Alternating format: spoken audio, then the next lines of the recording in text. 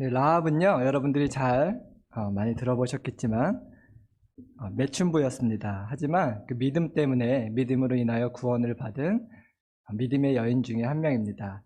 그리고 살몬과 결혼하여 보아스를 낳았고요. 또 다윗 왕의 고조 할머니가 되었습니다. 예수님의 선조가 된 예수님의 조상 중에 한 명입니다.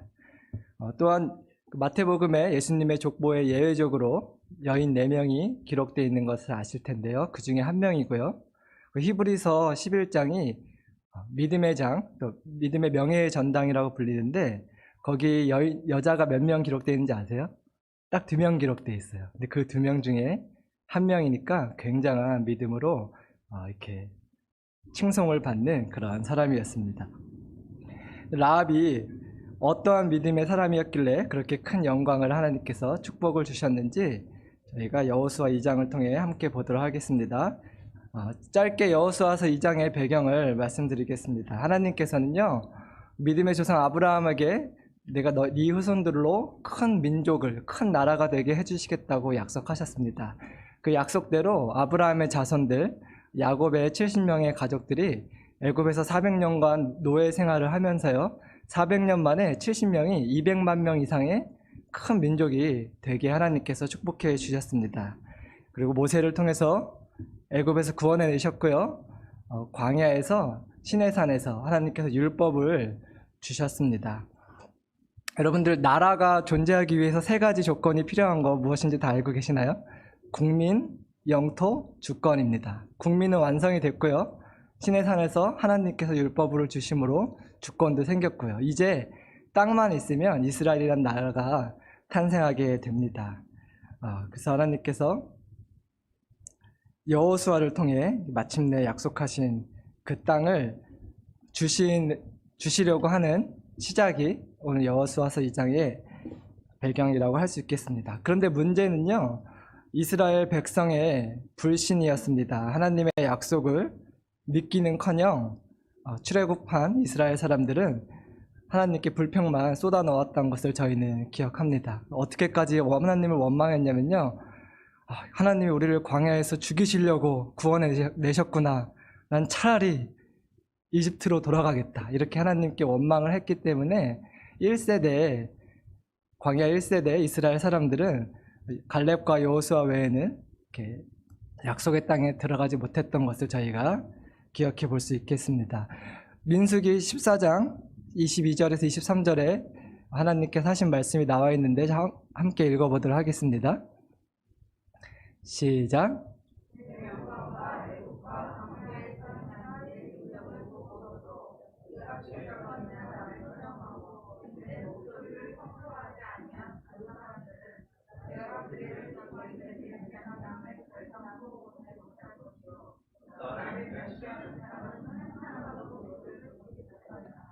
네, 오늘 여러분들과 함께 볼 믿음의 여인 라합과 대조적으로 이스라엘 광야 1세대들은 이렇게 믿음이 없는 모습으로 하나님의 징계를 받을 수밖에 없었습니다. 하지만 하나님께서는 이스라엘 불신앙을 모두 제거하시고 광야에서 하나님을 원망한 사람들이 다 죽은 후에 이제 여호수아를 통해서 새로운 세대를 이제 약속의 땅으로 인도하고 계십니다. 그래서 한 절 한 절 살펴보도록 하겠습니다. 성경을 펴주셔서 눈으로 같이 따라와 주시면 감사하겠습니다. 여호수아 2장 1절 제가 읽겠습니다. 눈의 아들 여호수아가 시딤에서 2사람을 정탐꾼으로 보내며 이르되 가서 그 땅과 여리고를 엿보라 하매 그들이 가서 라합이라 하는 기생의 집에 들어가 거기서 유숙하더니 오늘의 주인공 라합에 대해서 소개해주고 있는데요, 라합이 기생이었다고 1절에 기록되어 있습니다. 근데 이 단어는요, 신전에서 일하는 신전 창기들과는 조금 다른 단어인데 생업을 위해서, 돈을 벌기 위해서 매춘을 하는 그런 매춘부를 가리키는 단어입니다. 여호수아가 보낸 2명의 정탐꾼이요, 기생 라합의 집에 들어가서 유숙하게 됩니다. 근데 왜 하필이면 기생의 집에 유숙했냐 생각해보면, 라합의 집은 오늘 본문을 보면요, 뒤에 나오는데 성 안에 있지 않고요, 성벽 위에 있었습니다. 성벽 위에 있었기 때문에 근데 왜 성벽 위에 있었나 생각을 해보면 아마도 모르긴 몰라도 매춘부라는 직업이 천대받는 직업이기 때문에 성 안에서 거주하도록 허락받지 못하고 이렇게 성 밖은 아니지만 성벽 위에 이렇게 집이 있었던 것이 아닌가 이렇게 추측을 해볼 수 있고요. 어쨌든 성벽 위에 있는 라합의 집은요, 성 전체를 한눈에 내려다봐서 정탐하기에 좋은 여건이었던 것 같고, 또 수많은 남자들이 드나드는 곳이라 상대적으로 의심을 받지 않고 이렇게 잠복 근무를 할 수 있는 그런 곳이라서 정탐꾼들이 선택한 것 같습니다. 근데 40년 전에 모세는 몇 명의 정탐꾼을 보냈는지 혹시 기억하시나요? 12명의 정탐꾼을 보냈는데 여호수아는 2명만 보냈습니다. 자원하는 사람이 없어서 그랬던 것은 아닌 것 같고요. 많은 사람이 필요하지 않다고 생각했던 것 같습니다. 왜냐하면 12명의 정탐꾼이 별로 도움이 되지 않았어요. 갈렙과 여호수아 빼고는 다수의 정탐꾼들은 부정적인 보고로 하나님의 마음을 아프시게 하고 이스라엘 백성들을 두렵게 해서 도움이 되지 않았던 것을 여호수아는 기억했기 때문에 이번에는 정말 믿음의 사람, 하나님을 신뢰하는 사람 2명을 선별해서 보냈던 것이 아닌가 생각해 볼 수가 있겠습니다. 저희가 이 사건을 통해서요, 하나님의 일을 하는데 큰 능력이나 큰 자원이 필요하지 않다는 것을 기억해 볼 수 있겠습니다. 왜냐하면 하나님이 전능하시기 때문에 우리가 하나님께 사용받기 위해서 하나님께서 요구하시는 거의 유일한 조건이 있다면 하나님을 전적으로 신뢰하는 저희의 믿음일 것입니다. 근데 여호수아가 또 정탐꾼을 보낸 것이 하나님께서 여리고성을 주시겠다고 하신 약속을 믿지 못해서 하는 불신의 행위는 전혀 아니었습니다. 추 목사님께서 자주 얘기해 주셨는데, 올바른 믿음은 하나님을 전적으로 신뢰하고 하지만 또한 전적으로 내가 할 일을 충실히 행하는 것이 올바른 믿음이라고 저희가 배웠습니다. 저희가 첫 번째 적용 질문을 드리자면, 나는 하나님을 전적으로 신뢰하고 또한 내게 맡겨주신 일을 하나님을 신뢰함으로 성실히 최선을 다해서 하고 있는지 셀모임 시간에 한번 나눠보시면 좋을 것 같습니다. 2절, 어떤 사람이 여리고 왕에게 말하여 이르되, 보소서 이 밤에 이스라엘 자손 중에 몇 사람이 이 땅을 정탐하러 이리로 들어왔나이다. 너무 단어가 생각이 안 나네요. 허무하게도 여호수아의 정탐꾼들은요, 하루가 채 되지 않아서 들어가자마자 이렇게 발각이 되고 맙니다.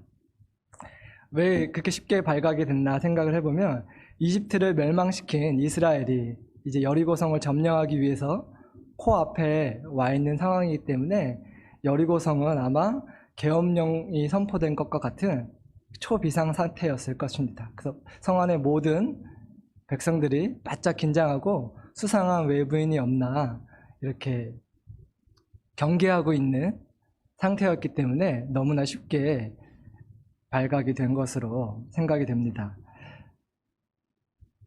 근데 사실은요, 이렇게 들통이 나게 된 것은 믿음의 사람 라합을 하나님께서 구원하시기 위한 하나님의 놀라운 계획이었다는 것을 저희가 한 절 한 절 보면서 알 수가 있습니다. 3절 같이 보도록 하겠습니다.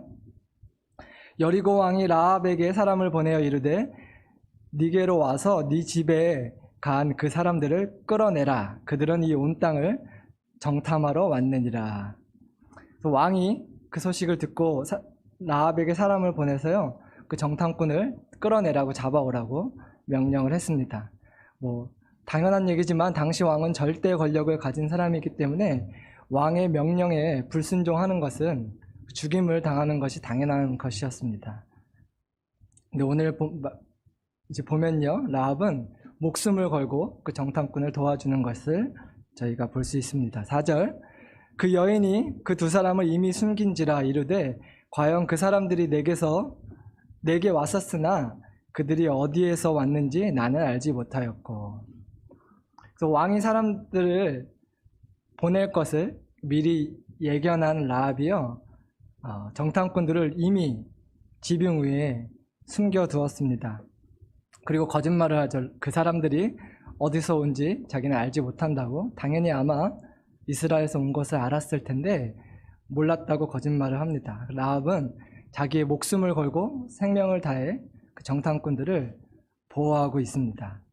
근데 여리고 사람들의 입장에서 라합을 한번 생각해 보면요, 저희 입장에서 믿음의 사람이지 배신자예요. 자기 민족을 멸망시키러 온 적군의 스파이를 돕고 있는 것은 그 민족들의 여리고성 사람들의 입장에서는 잘못된 행동이고, 또한 옳은 일을 하기 위해 하는 거짓말이지만 거짓말은 정당화될 수 없는 거짓말일 뿐인 것을 저희가 잘 알고 있습니다. 수단이 아무리 옳은 일을 위해 하기 설하지만 정당화될 수 없는 것이기 때문입니다. 근데 그럼에도 불구하고 라합이 도대체 어떤 믿음을 가졌길래 그런 라합을 하나님이 그렇게 축복하셨는지 계속 생각해 보면서 말씀을 보도록 하겠습니다. 그 사람들이 어두워 5절 성문을 닫을 때쯤 되어 나갔으니 어디로 갔는지 내가 알지 못하나 급히 따라가라 그리하면 그들을 따라잡으리라 하였으나.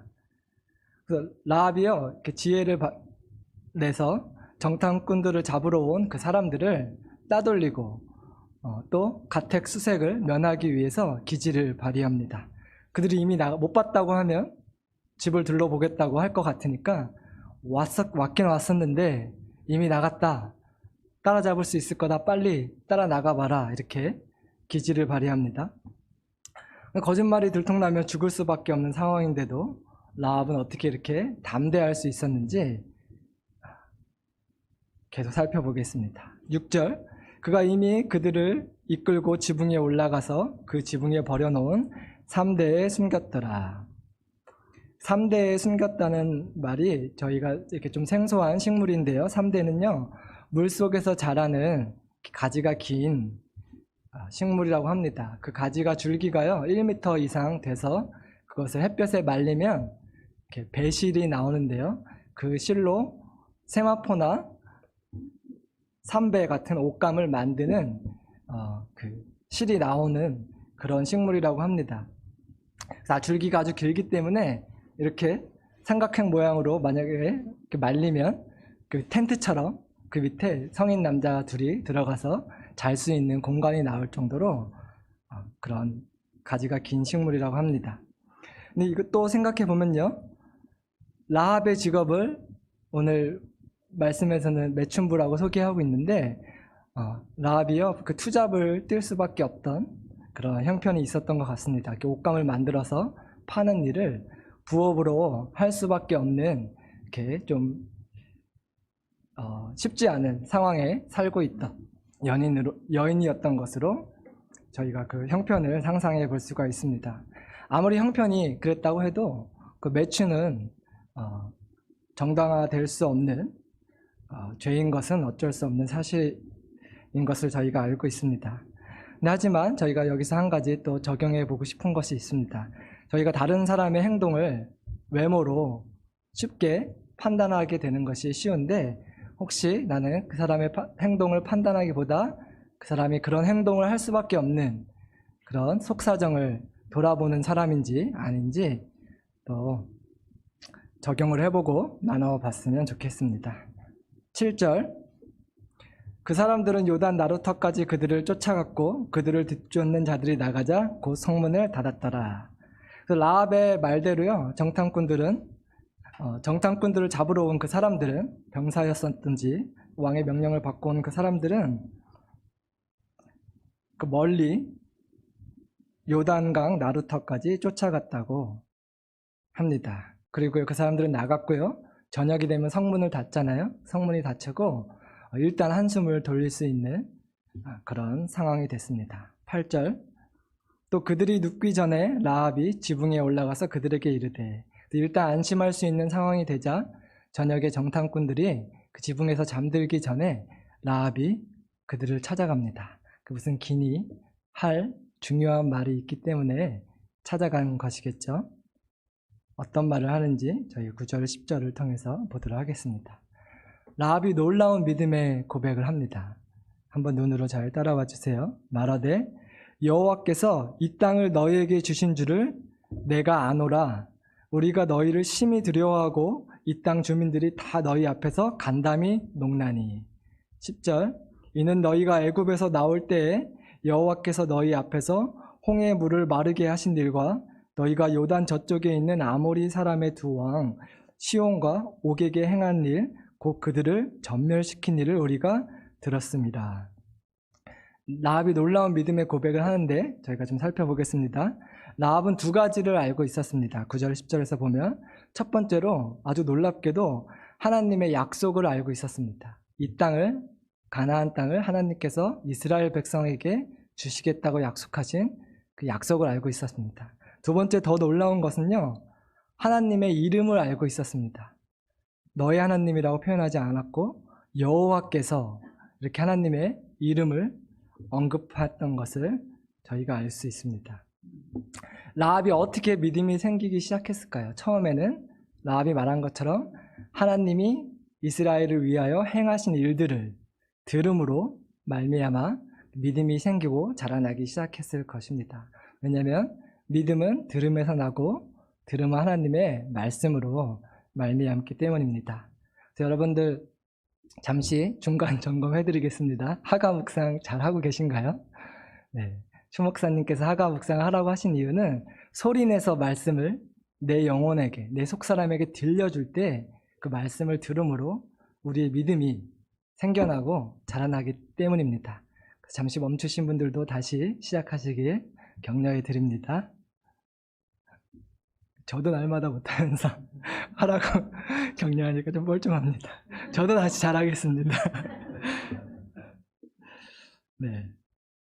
그래서 하나님께서 홍해를 가르고 이스라엘을 애굽에서 구원해내신 일, 그리고 이스라엘 대적 무시무시한 아모리 사람들을 전멸시킨 일을 라합은 들었습니다. 그리고 가나안 땅도 이스라엘에게 주시겠다는 하나님의 약속을 라합은 들어서 믿어서 알고 있었습니다. 근데요, 라합의 믿음이요, 단순히 들어서 머리로 알고 있는 정도의 믿음이 절대 아니었다는 것을 저희는 알 수 있습니다. 왜냐면요, 라합이 내가 아노라 라고 할 때 그 안다는 단어는요, 여러분들 많이 들어보신 야다라는 단어예요. 이해해서 머리로 아는 단어가 아니라요, 남자가 여자를 알듯이 경험해서, 체험해서 아는 그 단어를 라합이 쓰고 썼기 때문입니다. 그럼 도대체 라합은 어떻게 하나님을 경험했을까요? 믿지 않는 사람이, 이방인이었던 라합이 하나님을 경험하는 것이 가능하다고 할까요? 근데 가능하더라고요. 제가 그걸 어떻게 아냐면, 저번 주에 제가 우버 택시를 하다가 한 손님을 만났어요. 갑자기 그 손님이 우버 타보신 분들은 알겠지만 앱에 들어가면요, 드라이버의 프로필을 볼 수 있어요. 근데 제 프로필에 제가 일부러 이제 억지로라도 기회를 만들어서 하나님 얘기를 하려고 목사라고 적어놨어요. 그랬더니 너 목사야? 그러더니 자기 간증을 하는 거예요. 인도 사람이었어요. 2달 전에 크리스찬이 됐대요.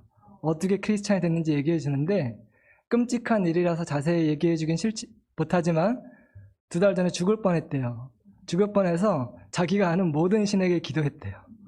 천주교의 마리아든, 유대교의 하나님이든, 기독교의 예수님이든, 누구든 부처님이든 살아계신 신이 있다면 제발 나 좀 한 번만 살려달라고 기도를 했는데, 꿈에서 꿈이라고 했는지 환상이라고 했는지 정확히 모르겠지만 예수님이 만났대요. 처음에는 예수님이 음성이 마음으로 들렸대요. 소리가 아니라. 그러다가 자기가 예수님의 음성을 귀로도 들었다고. 이런 얘기하면 자기가 이상한 사람 취급받지만 네가 목사라고 하니까 내가 얘기해 주는 거야. 그러면서 너는 예수님이 말씀하시는 걸 믿니? 그러더라고요. 당연히 믿는다고. 너무 소름이 돋았어요. 믿지 않는 사람이라도 간절히 하나님을 찾고 찾으면 하나님께서는 꿈으로 찾아오시든 환상 가운데 찾아오시든 사람을 통해서 찾아오시든 어떻게든 하나님을 경험하게 해주시고 체험하게 해주십니다. 그래서 라합이 어떻게 하나님을, 그 사람이 정말 믿음이 생긴 것을 어떻게 알 수 있냐면 열매를 모아서 나무를 알 수 있잖아요. 11조도 한대요. 자기가 11조란 단어도 몰라요. 자기가 하나님 예수님을 잘 살려주셔서 감사해서 자기 수입의 10%를 하나님께 드린대요. 그래서 너 교회 나가? 그랬더니 아직 교회는 안 나간대요. 근데 자선단체한테 하나님께 드리고 싶어서 자기 수입의 10%를 드리고 예수님이 자기한테 나에 대해서 친구들한테 전하라 그랬대요. 그래서 나름대로 열심히 전하고 있고 주변 사람들을 사랑하고 있고 수입의 10%까지 하나님께 드리고 있다는 것을 들으면서 뭐 그게 영원히 가지 않을 수는 있겠지만 이 사람이 정말 예수님을 경험했고 만난 사람이 맞구나, 이런 일이 저번 주에 있었습니다. 라합도 어떻게 하나님을 경험했고 체험했는지는 저희가 정확히 알 수 없지만 내가 안다, 내가 경험했다, 체험했다 라고 표현하는 걸 통해서 라합은 간절히 하나님을 찾고 찾았던 사람이고 하나님께서 어떤 방법으로든 경험하게 해주셨던 것을 저희가 유추해 볼 수 있습니다. 그래서 라합은 여호와 하나님이 이렇게 약속하신 것을 내가 안다 라고 표현하고 있습니다. 11절, 우리가 듣자 곧 마음이 녹았고 너희로 말미암아 사람이 정신을 잃었나니 너희의 하나님 여호와는 위로는 하늘에서도 아래로는 땅에서도 하나님이시라. 개역 한글엔요, 너희 하나님 여호와는 상천하지의 하나님이시다 이렇게 되어 있습니다. 하나님이 행하신 일들을 들은 여리고성 사람들은요, 여리고성 사람들도 모두 하나님을 두려워했습니다. 여러분 한번 잘 생각해 보세요. 그냥 조금 감정적으로 두려워한 것이 아니라 11절에 뭐라고 되어 있냐면요, 마음이 녹았고 정신을 잃을 정도로 두려웠다 라고 되어 있습니다. 그 말이 무슨 말이냐면요, 그 정도로 두려워했다는 것은 하나님께서 살아계시고 그분이 여리고성도 진멸하실 것을 믿었다는 얘기잖아요. 그렇죠? 믿었기 때문에 정신을 잃을 정도로 두려워했습니다. 근데 그 사람들도 하나님을 믿었는데 왜 그 사람들은 구원받지 못하고 라합은 믿음으로 구원을 받았을까요? 하나님의 살아계심과 하나님의 약속을 동일하게 믿은 여리고성 사람들의 믿음과 라합의 믿음은 어떤 차이가 있었는지 저희가 계속 살펴보기 원합니다. 그 라합은 첫 번째로 세 가지를 믿었다고 좀 요약해 볼 수가 있겠는데, 하나님의 존재를 믿었습니다. 방금 말씀드렸다시피 그 정도는 여리고성 사람들도 믿었습니다. 야고보서 2장 19절 한번 말씀을 같이 읽어보겠습니다. 한 목소리로 한번 같이 읽어보겠습니다. 시작.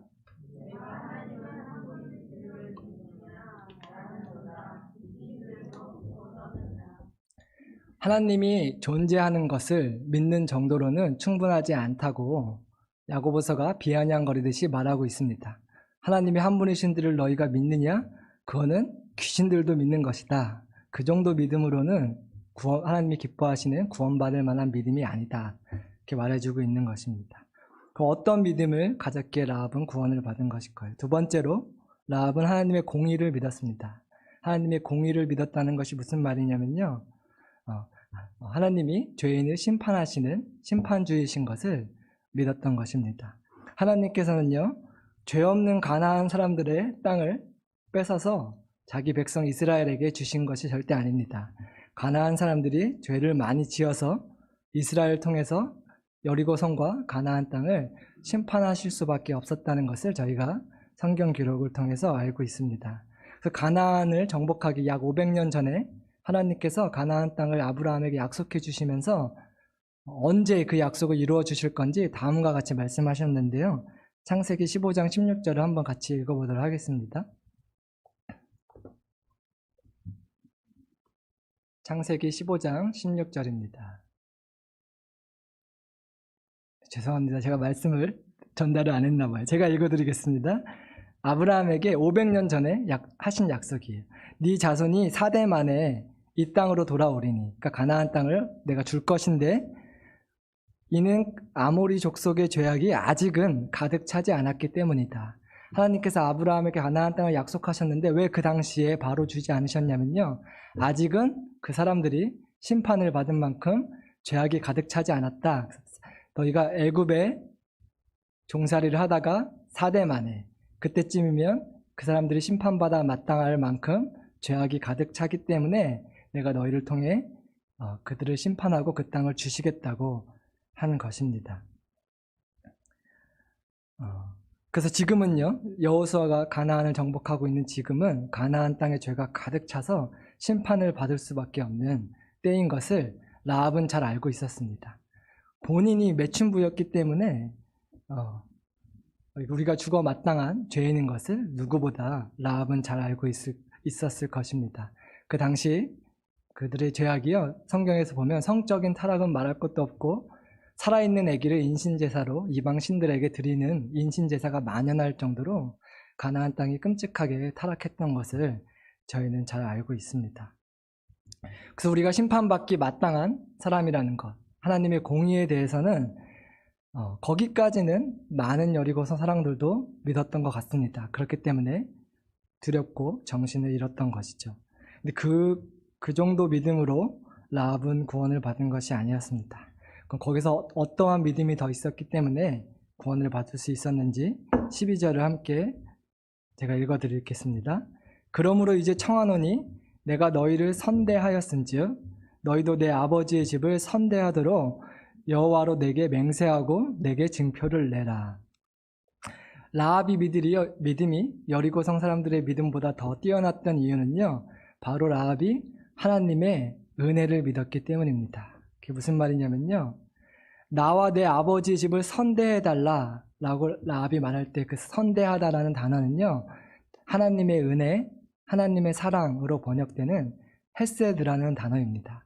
하나님이 내게 나를 선대하게 해달라, 하나님이 내게 은혜를 베풀게 해달라, 하나님이 나를 구원하게 해달라 라고 부탁한 것으로 보아 라합은요, 자기가 죄인임을 인정하고 진심으로 회개하는 사람을 하나님께서 긍휼히 여기시고 은혜를 베풀어서 살려주시고 구원해 주실 것이라는 것을, 하나님의 은혜를 믿었던 것이 여리고성 사람들의 믿음과 달랐다는 점이라는 것을 저희가 알 수 있겠습니다. 어쩔 수 없는 사정이 있었겠지만 그 매춘을 해야만 했던 라합은요, 여자로서 본인의 마음이 굉장히 괴로웠을 것입니다. 그 죄를 지을 수밖에 없는 이 죄에 노예된 이 삶에서 누가 나를 구원해 줄 수 있을까 간절히 원하고 기도했던 것으로 저희가 생각해 볼 수 있습니다. 그러던 중에 하나님께서 애굽에 노예되었던 이스라엘 사람들을 구원해 주셨다는 아주 소망이 되는 이야기를 라합은 들었습니다. 그 이야기를 듣고 이스라엘을 구원해 주신 하나님이라면 지금 죄에 노예된 삶을 살고 있는 나도 구원해 주실 수 있지 않을까, 그것을 라합은 믿었습니다.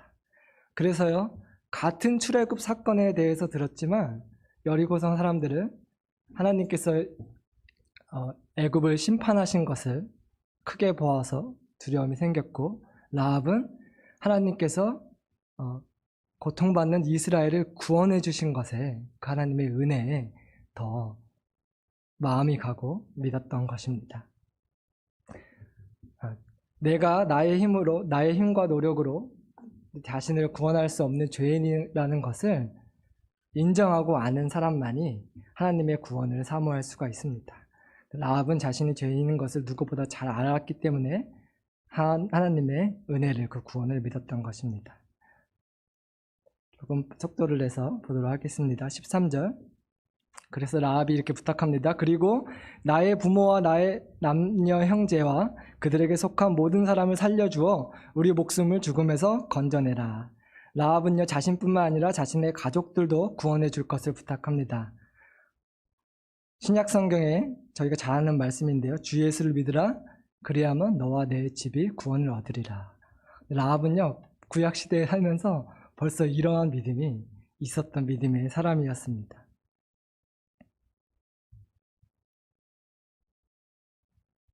14절을 할 차례죠. 14절. 그 사람들이 그에게 이르되 내가 우리의 이 일을 누설하지 아니하면 우리의 목숨으로 너희를 대신할 것이요 여호와께서 우리에게 이 땅을 주실 때에 인자하고 진실하게 너를 대우하리라.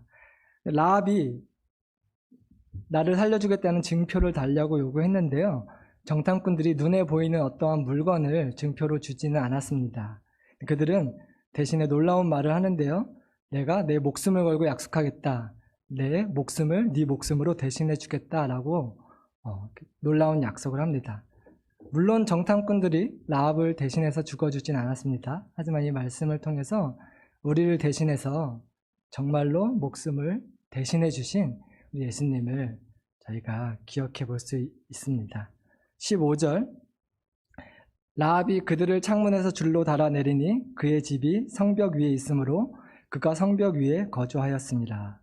라합은요, 정탐꾼들을 창문을 통해서 탈출시킵니다.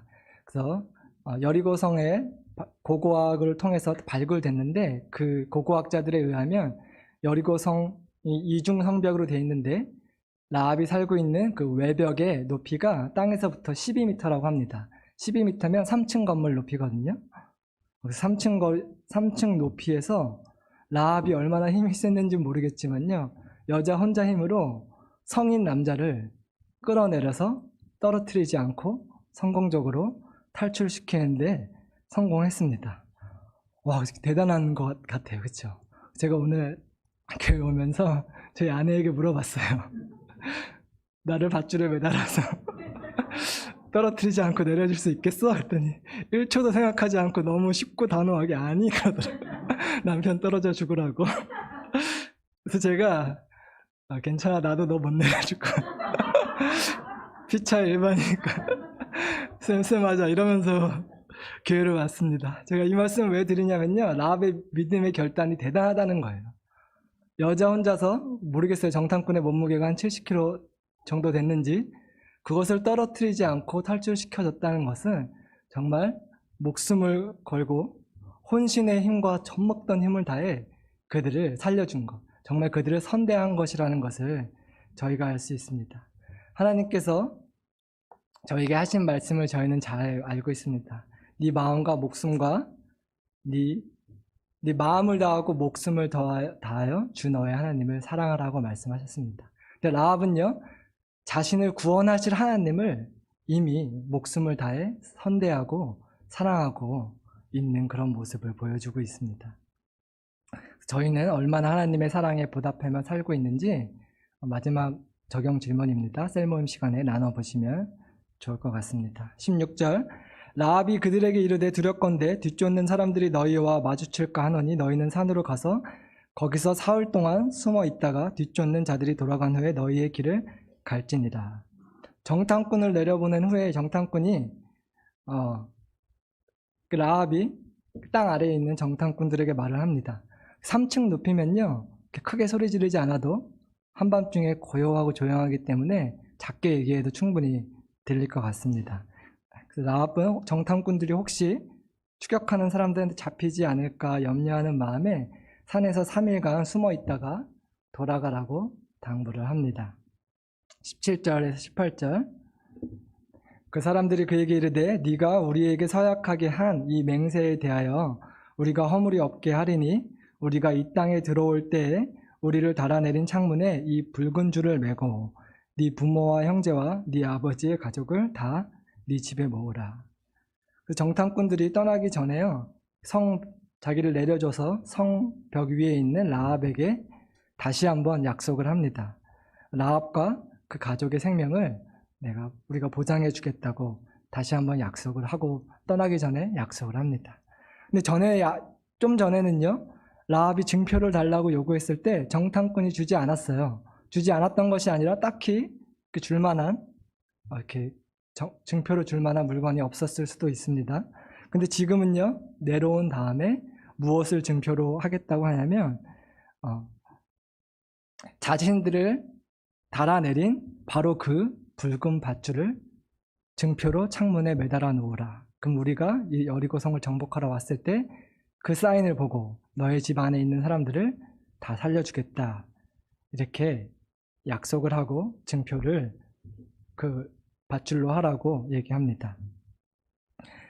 근데 그 밧줄이요, 바로 정탐꾼들을 혼신의 힘을 다해 살려준 그 밧줄입니다. 그 밧줄이 라합을 구원하는 증표가 된 것입니다. 마치 40년 전에 출애굽할 때 어린 양의 피를 문설주에 바른 것이 증표가 돼서 이스라엘 백성이 구원을 얻었던 것처럼 라합은 예수님의 보혈을 상징하는 그 붉은 줄을 창문에 달아 넣음으로 말미암아 믿음으로 구원을 받게 된 것입니다.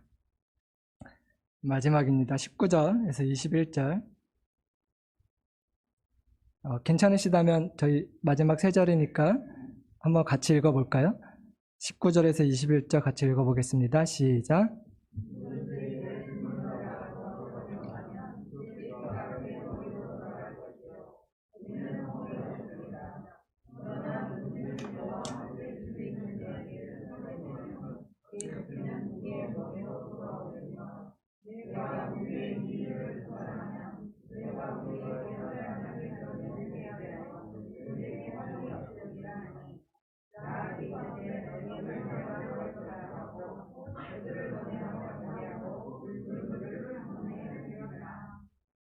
네, 그렇게 라합은 예수님의 보혈을 상징하는 붉은 줄을 창문에 매달므로 말미암아 구원을 받게 되었습니다.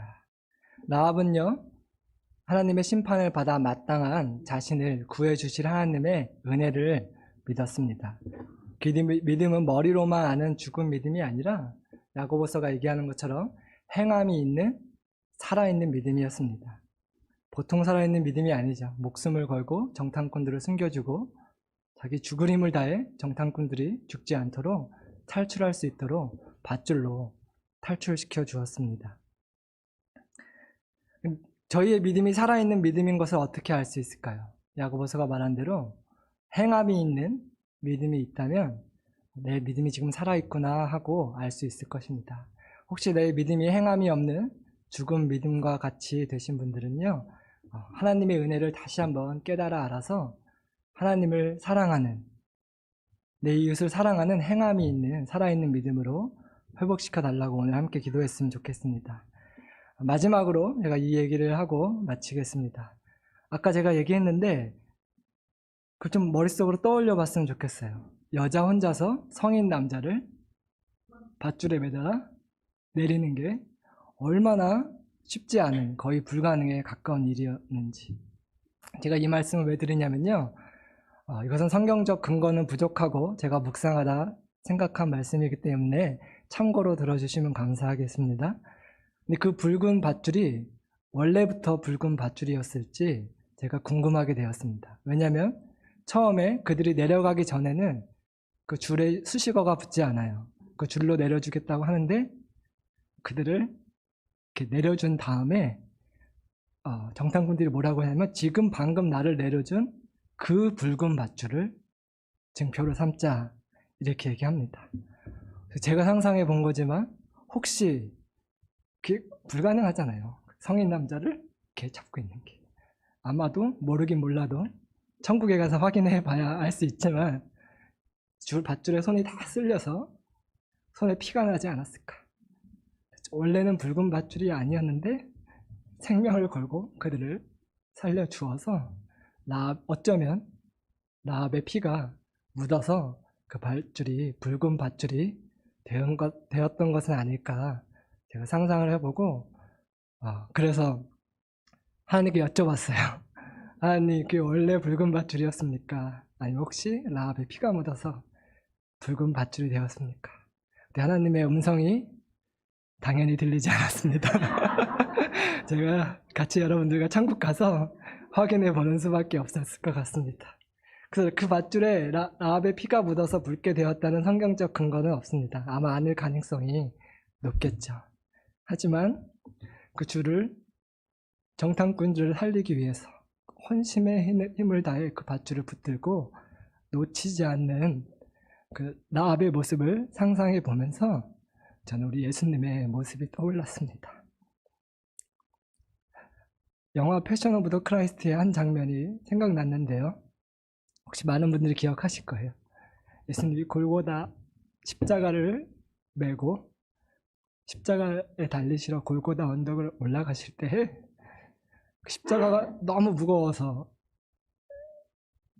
놓칠 뻔하셨는데 그것을 놓치지 않기 위해 혼신의 힘을 다해 예수님께서 죽을 힘을 다해 저희를 위해서 그 십자가를 붙들고 놓지 않으셨습니다.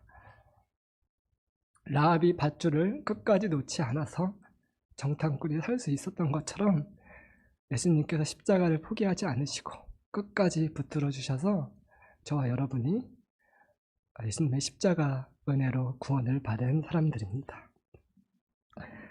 저는 이렇게 표현하고 싶습니다. 하나님께서 우리를 위해 우리를 살리시려고 하늘에서 내려주신 그 구원의 밧줄은 예수님의 피로 물든 붉은 밧줄이었습니다. 예수님께서는 우리를 살리시기 위하여 십자가에서 마지막 그 피 한 방울까지 아낌없이 다 흘려주셨습니다. 그래서 그 십자가 사랑을 믿는 사람은, 경험하고 체험하여 아는 저희들은 라합처럼 행함이 있는 믿음으로 어떻게 해서든지 하나님의 사랑에 보답하려는 그런 믿음을 가진 자들이 되어야 될 줄로 믿습니다. 저희 가서 적용 찬양하고 오늘 다시 한번 예수님, 저도 십자가 나를 살리시기 위해 끝까지 십자가를 포기하지 않으셨던 예수님의 은혜를, 그 사랑을 믿는 믿음을 회복시켜 달라고, 그 라합처럼 살아있는 믿음으로 하나님의 사랑에 보답하며 살 수 있게 해달라고 적용기도 하면서 이 찬양하면서 오늘 말씀을 마치도록 하겠습니다.